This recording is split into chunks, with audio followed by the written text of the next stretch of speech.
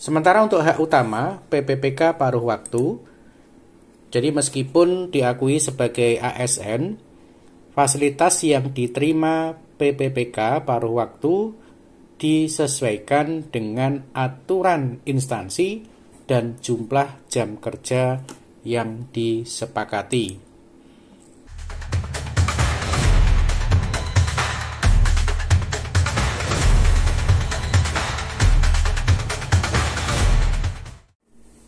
Assalamualaikum warahmatullahi wabarakatuh. Selamat malam Sobat Youtuber dimanapun berada. Jumpa kembali dengan Agus Channel Pendidikan, channel yang selalu berbagi informasi seputar EA, pendidikan, dan info terkini. Baik Sobat, kepada para guru se-Nusantara, salam bahagia, salam sukses. Semoga pada kesempatan malam hari ini semuanya dalam keadaan sehat walafiat dan mudah-mudahan selalu diberikan kelancaran rezeki. Amin, amin ya robbal alamin. Baik Sobat ya, pada kali ini atau pada edisi malam hari ini saya akan memberikan informasi pencerahan yang saya dapatkan dari media sosial yang saya rangkum dalam sebuah presentasi yang akan kita bahas, yaitu tentang hak PPPK paruh waktu, status, dan perbedaannya. Jadi ini sangat penting sekali buat teman-teman yang nantinya menerima SK paruh waktu dari PPPK, seperti apa status dan perbedaannya dengan PPPK penuh waktu. Nah, ini tentunya perlu kita pelajari bersama. Oke, buat teman-teman yang baru saja menemukan channel ini, jangan lupa support dan bantu terus channel ini dengan cara klik subscribe dan bunyikan notifikasinya agar tidak ketinggalan dengan video-video terbaru dari saya. Oke, kita langsung saja menuju slide presentasi. Let's go. Baik Sobat ya, di sini saya akan membahas tentang hak PPPK paruh waktu, status, dan perbedaannya. Nah, di sini presentasi ini yaitu merangkum tentang hak-hak pegawai pemerintah dengan perjanjian kerja atau yang kita istilahkan dengan PPPK paruh waktu setelah surat keputusan atau SK diterbitkan, serta perbedaannya dengan PPPK penuh waktu. Pada pertama, pengakuan yaitu tentang status Sobat ya. Jadi status ASN setelah SK terbit.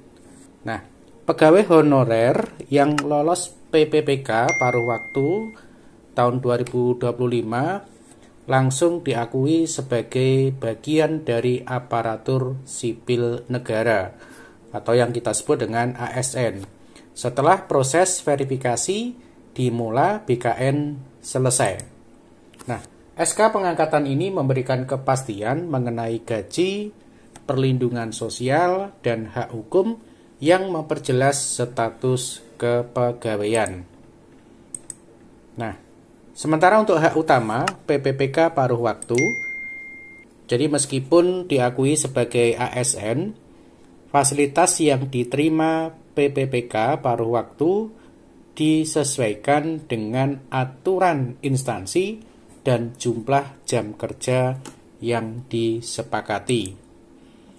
Gaji dan tunjangan yaitu menerima gaji minimal setara dengan penghasilan terakhir sebagai honorer atau sesuai dengan UMP atau UMK 2025. Jadi untuk gaji ataupun honor di sini minimal adalah setara dengan penghasilan terakhir waktu di satuan pendidikan, atau juga bisa disesuaikan dengan UMP atau UMK daerah masing-masing ya di tahun 2025. Kemudian adanya perlindungan sosial ya, perlindungan sosial yaitu masuk dalam skema perlindungan sosial ASN termasuk BPJS Kesehatan dan BPJS Ketenaga Kerjaan. Kemudian yang ketiga itu adalah tunjangan terbatas, yaitu dapat menerima tunjangan terbatas seperti THR, tunjangan pekerjaan, dan transportasi. Nah, ini tentunya menyesuaikan dengan daerah masing-masing ya Sobat ya. Jadi untuk PPPK paruh waktu. Kemudian berikutnya yaitu tentang detail hak finansial, yaitu jaminan gaji minimal. Nah, ini tentunya seperti yang saya sampaikan di awal tadi ya, bahwa untuk gaji dari PPPK paruh waktu ini tentunya dibayarkan minimal adalah gaji terakhir. Nah, ini tentunya berdasarkan keputusan Menteri PAN-RB nomor 16 tahun 2025, yaitu gaji minimal PPPK paruh waktu dijamin setara dengan penghasilan terakhir. Kemudian juga setara dengan penghasilan terakhir saat masih menjadi tenaga honorer. Nah, atau juga bisa mendasarkan pada standar regional, yaitu disesuaikan dengan upah minimum provinsi atau kabupaten, atau yang kita sebut dengan UMP ataupun UMK tahun 2025.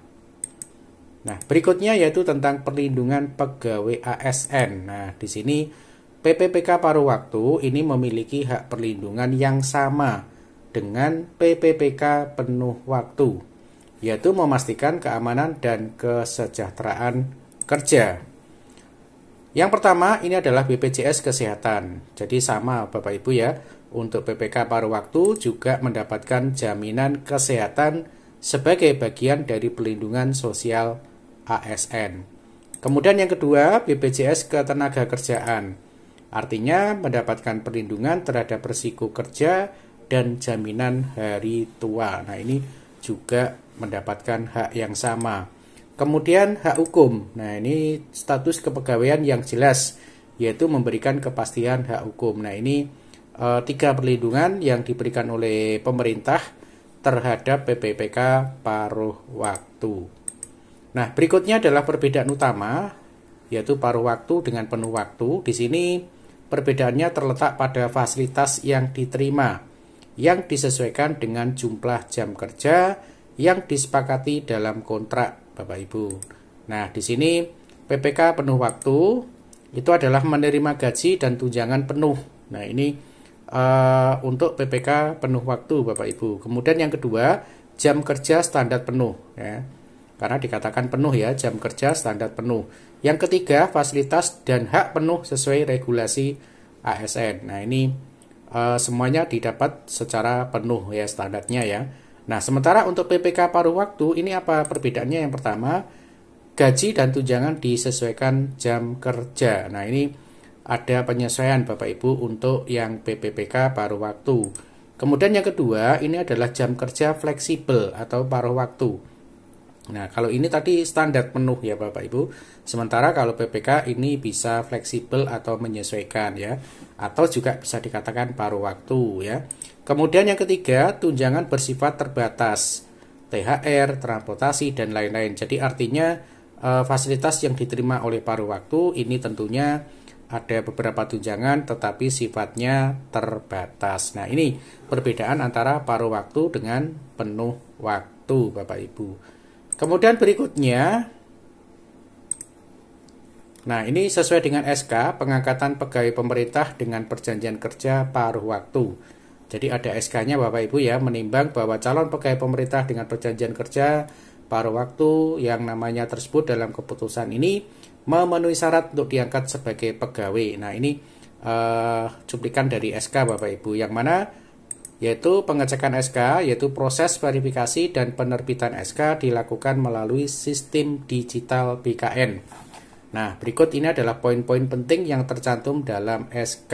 Nah, ini dalam SK ada 4 poin Bapak Ibu. Yang pertama apa? Yaitu nama lengkap peserta. Artinya apa? Identitas resmi pegawai yang diangkat. Kemudian yang kedua, nomor induk atau NI BKN Bapak Ibu. Nah, ini juga untuk PPK ini nomor induk kepegawaian yang telah diterbitkan oleh BKN Bapak Ibu ya. Kemudian yang kedua, tanggal mulai tugas. Nah, di sini tentunya ada penetapan tanggal resmi dimulainya masa kerja Bapak Ibu.